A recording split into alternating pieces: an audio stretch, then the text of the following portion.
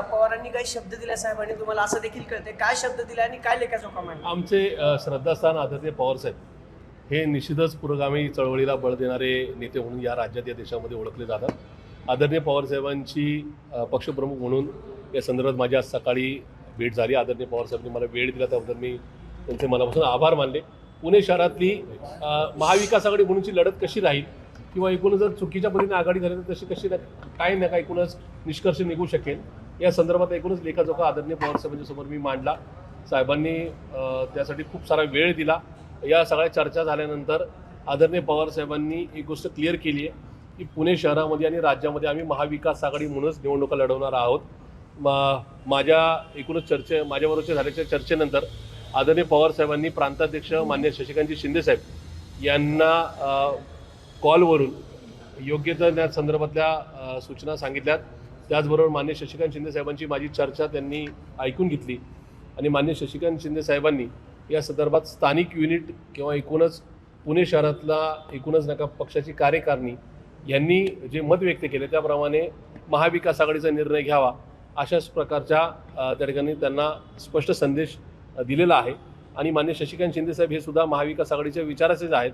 त्यामुळे आदरणीय पवारसाहेब, आदरणीय सुप्रियाताई आणि मान्य शशिकांतजी शिंदेसाहेब ही सगळी मंडळी महाविकास आघाडी म्हणून पुणे शहरामध्ये लढण्यासाठी आमच्या यंत्रणांना सज्ज नका करण्याचे आदेश देत आहेत। ही निश्चित स्वागतार्ह आणि आनंदाची बाब आहे। म्हणजे त्यातलेच काही लोक अजूनही प्रयत्नशील आहेत की त्यांचं म्हणणं की नाही दोन्ही राष्ट्रवादी एकत्र झाले पाहिजे तर आपण निवडून येऊ वगैरे अजूनही प्रयत्न करत असे की आदरणीय पवारसाहेबांच्या राष्ट्रवादीचं घर मोठं आहे। एका दुसऱ्या व्यक्तीचं वेगळं मत असू शकतं पण त्यांचं मत म्हणजे पक्षाचं मत नाही। शेवटी पक्ष म्हणून कार्यकर्त्यांनी जो झेंडा हातात धरून ठेवलेला आहे, पक्षाचे सिनियर सुद्धा खूप सारी मंडळी आहेत जे महाविकास आघाडीचे म्हणजे काँग्रेस त्याचबरोबर शिवसेना उद्धव बाळासाहेब ठाकरे पक्षाला बरोबर घेऊन जाण्याचे विचाराचे आहेत। आणि त्याच्यामुळे या सगळ्यांचे ज्यांची काही मतं आहेत ती सुद्धा आदरणीय पवारसाहेबांच्या समोर मी ठेवली। पण त्याहीपेक्षा कार्यकर्त्यांची जी नाही का मतं आहेत, जे इच्छुक उमेदवार आहेत किंवा ज्यांनी मागच्या काळामध्ये आंदोलनं बैठकांच्या माध्यमातून पक्ष जिवंत ठेवला अशा कार्यकर्त्यांची मतं व्यक्त केली। पवारसाहेबांचा किंवा पार्टीचा वेगळा विचार नाही। आदरणीय पवारसाहेबांनी इथं आपण महाविकास आघाडी म्हणून जावं अशा प्रकारचे स्पष्ट सूचना माझ्यासारख्या कार्यकर्त्याला केलेल्या आहेत।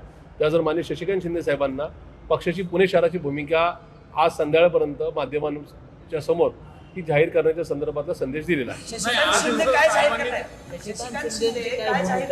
माननीय शशिकांतजी शिंदे साहेब पुणे शहरामध्ये काँग्रेस, राष्ट्रवादी काँग्रेस पार्टी, शरदचंद्रजी पवार पक्ष, उद्धव बाळासाहेब ठाकरेंची शिवसेना आणि एकूणच आमचे समविचारी पक्ष जे महायुती व्यतिरिक्त पक्ष हे पुणे शहरामध्ये एक चांगला पर्याय देण्याकरता एकत्रित लढतील अशा प्रकारची घोषणा आज संदर्भामध्ये नक्की करतील। मला एक सांगा, जसं साहेबांनी तुम्हाला आश्वस्त केलं तसं ताई कधी करणार? कारण काही लोक ताईंच्या कानात चिकटून सांगतात की नाही दोन्ही राष्ट्रवादी एकत्र आलेच पाहिजे, त्याला अनुकूल आहेत अशी आमची माहिती। आदरणीय सुप्रियाताई या माझ्या नेत्या आहेत।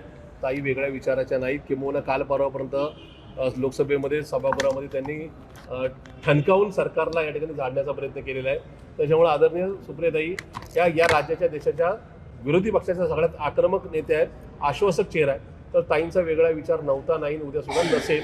आज संध्याकाळी मी पुन्हा एकदा सगळे आमच्या पक्षाचे सिनियर्स आहेत त्यांच्यावरची एक बैठक लावली आहे। आदरणीय पवारसाहेबांच्या बरोबर आदरणीय शशिकांत शिंदे साहेबांबरोबर जी चर्चा झाली किंवा आदरणीय पवारसाहेबांनी मान्य शशिकांत शिंदे साहेबांना ज्या सूचना दिलेल्या आहेत त्या सगळ्यांचा वृत्तांत मी त्यांच्यासमोर ठेवणार आहे। आणि मला खात्री आहे की आमच्याकडे असणारा बहुसंख्य ज्येष्ठांचा एकूणच का जो आवाज आहे तो महाविकास आघाडीच्या बाजूने नाही। तुमच्यातलीच काही ज्येष्ठ मंडळी म्हणतात की नाही दोन्ही एकत्र आली पाहिजे। तुम्हाला माहिती आहे, मी नाव सांगत नाही आता, पण त्यांचं म्हणणं की तुम्ही ही भूमिका जाहीर करताना आम्हाला विश्वासच घेतला नाही। मुळात मी अशा प्रकारची कुठली गोष्ट भूमिका जाहीर केली होती। मी पार्टीचा अध्यक्ष नात्याने आपल्या युनिटचं काय म्हणणं आहे, पुणे शहराचं जे युनिट आहे पुणेकरांचं काय म्हणणं ते मांडलं होतं। त्याच्यामध्ये कुठं इमोशनल ब्लॅकमेल किंवा कुठला इशारा दिला नाही। तर त्या संदर्भामध्ये आजही पवारसाहेबांच्या समोर मी या लेखाजोखा ठेवताना याच्यामध्ये काय केलं तर पार्टीचं हित आहे, काय नाही केलं तर नाही का या संदर्भामध्ये आपण व्यवस्थित जागेवर राहू शकतो, या सगळ्या गोष्टी मांडल्या। मला एका गोष्टीचा कायम अभिमान राहिला आहे की आदरणीय पवारसाहेबांची आत्तापर्यंतची राजकीय किंवा सामाजिक कारकीर्द ही पुरोगामी राहिलेली आहे।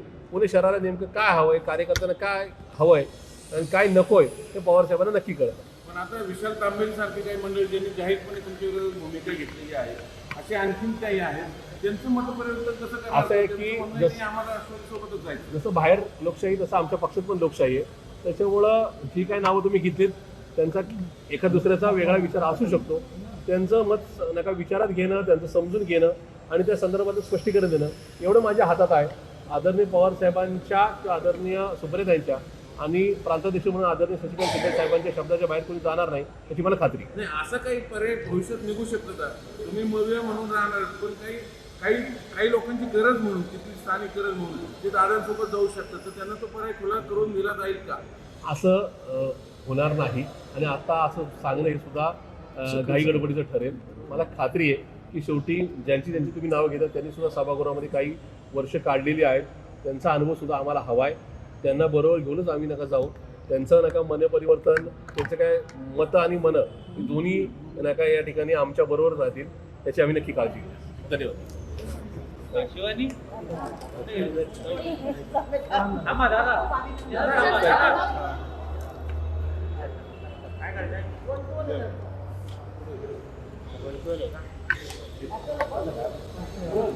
दोन्ही राष्ट्रवादी एकत्र आले. आपली